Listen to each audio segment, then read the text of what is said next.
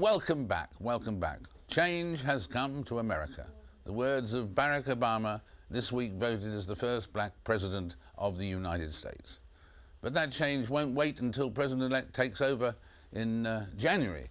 The work is already underway. In a moment we'll hear from former US Secretary of State James Baker. But first, joining me from Cleveland, Ohio, is a former presidential nominee, a great friend of the President-elect, Democratic Congressman Dennis Kucinich. Dennis, welcome. Thank you very much. Great to be with you, David. Tell me, obviously you've been celebrating this week and so on. Did the man you know come over even stronger than you expected this week? I think the entire country is feeling a sense of relief, a hope for a new direction that will lift the fear and the economic doldrums. Certainly all over the world there's an anticipation of a new direction for America. So there's a great deal of excitement.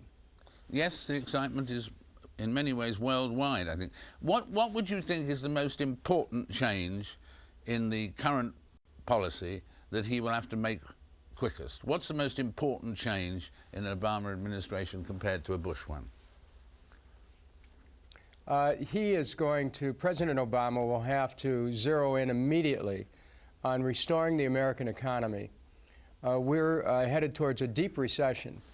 And the only way that you can get out of that is to take a page from FDR in 1932. After he was elected, he immediately began plans to prime the pump of the economy, create new jobs, new programs which help to circulate the money, percolate the money upwards. He's going to have to create jobs, programs to save people's homes, protect their investments and their retirement security. That is something that will be mandatory right at the beginning, and he's going to need the help of that Democratic Congress. And at the same time, in terms of Iraq, at one stage he was talking about our being out of Iraq in 16 months and so on. Do you think that will change, that will prove to be impossible? No, I think that his schedule is well taken. He may have to accelerate it a little, because keep this in mind.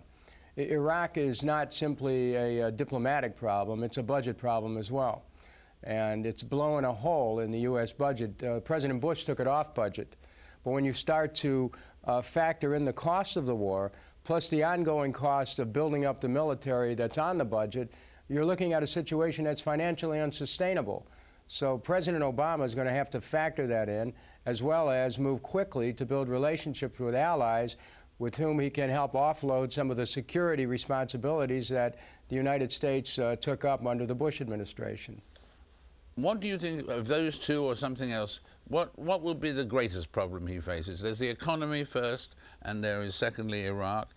Afghanistan, there, the suggestion would seem to be that he will have to increase expenditure on Afghanistan. Well, you know, again, once he becomes president, he has more options than he does as a candidate. Again, I cannot stress strongly enough how important it's going to be for him to focus on the domestic economy. We still have a market here which is roiling. We have speculators who have not yet ended their game. The president is going to have to get a grip on our economic matters, because you have millions of Americans out of work, millions losing their homes, millions whose investments are in trouble, businesses that are failing, banks that have failed.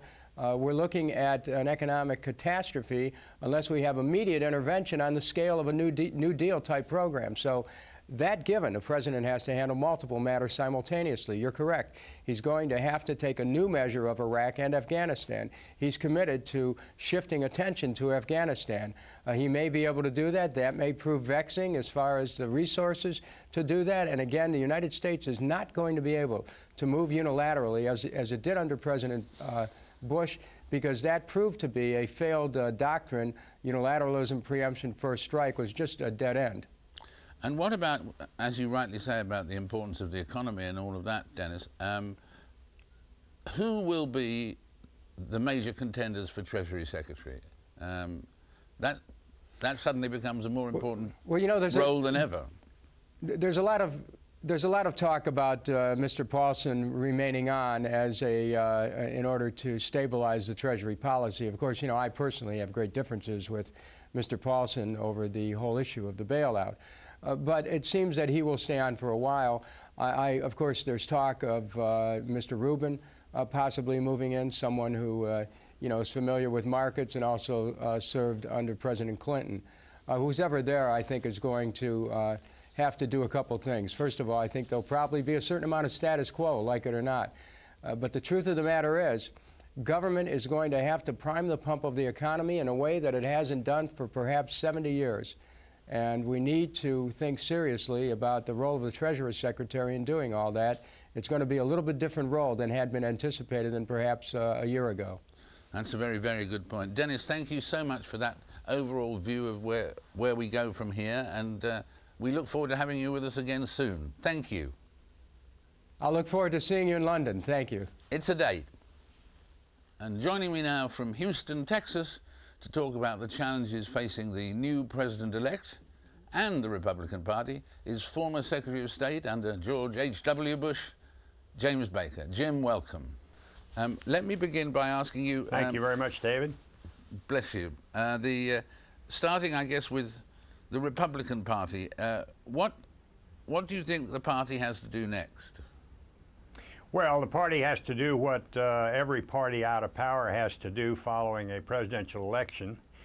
When they're turned out and become the minority party, they'll have to organize themselves both in terms of message and personality, personnel. They're going to have to retrench and find themselves another standard bearer, and they're going to have to sharpen their message for the next presidential election 4 years from now. And would Sarah Palin be one of your favored contenders for that role, leading the Republican Party in 4 years' time?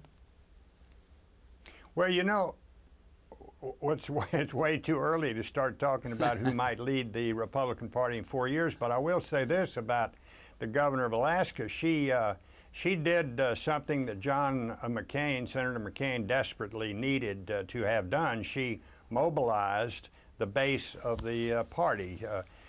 John, as you know, had been somewhat of a maverick during his years in the Senate. He was not accepted 100% by the base of the party, but after his selection of Governor Palin, those things changed, and there was a lot of enthusiasm out there generated as a result of her selection. But there'll be a lot of good, very good candidates who will be beginning in the next few days, frankly, taking a hard look at whether or not they want to run in 2012. And a lot of them ran this year. People like Mitt Romney and Mike Huckabee and a whole host of others. And as one of the great campaign managers of all time, did you think they were both well-run campaigns, or would you have done them differently if you'd been running either of the campaigns? Well, listen, David, as you also well know, in presidential politics, when you lose, there are always any number of what-ifs. You can look at a whole host of things and say, what if this had been done differently or that had been done differently? I thought Senator McCain did about as good a job as he could in an extraordinarily difficult environment. You know, we had this major economic crisis, which is continuing. Financial crisis. We had an unpopular war.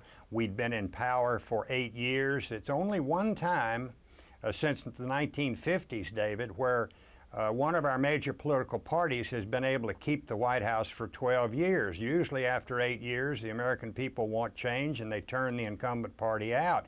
Only once since the early 50s, and that was when Vice President Bush was elected president following President Reagan's 2 terms. So having said that, I think that it's understandable that Senator McCain had a major hill to climb. On the other hand, with respect, I need to say this, with respect to Senator Obama's campaign, I thought they ran a masterful campaign. But as they say, of course, the winners write the history. And whenever you win, you look like a genius, and when you lose, you look like a goat. That's just the nature of our politics. And looking ahead, what do you think President Obama should worry about first? I mean, is it Iraq and Afghanistan, or does the economy come first? No. I think today well, he's got a myriad of problems on his plate. It's going to be it's going to be a very difficult 4 years. He's extraordinarily articulate in my view, and sensible. He's pragmatic. It looks to me like he's going to govern from the center. I certainly hope that's the case. There are going to be a lot of people in his party that are going to be trying to pull him hard over to the left. And I hope he will resist that because he will make a better president if he governs from the center. And we've seen with the experience of the last two Democratic presidents, Presidents Carter and President Clinton, how their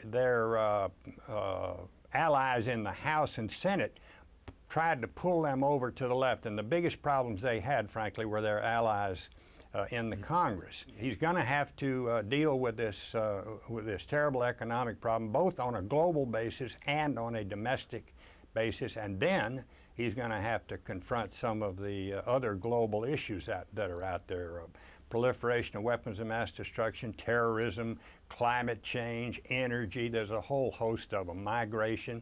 So he's going to have a lot of problems on his plate.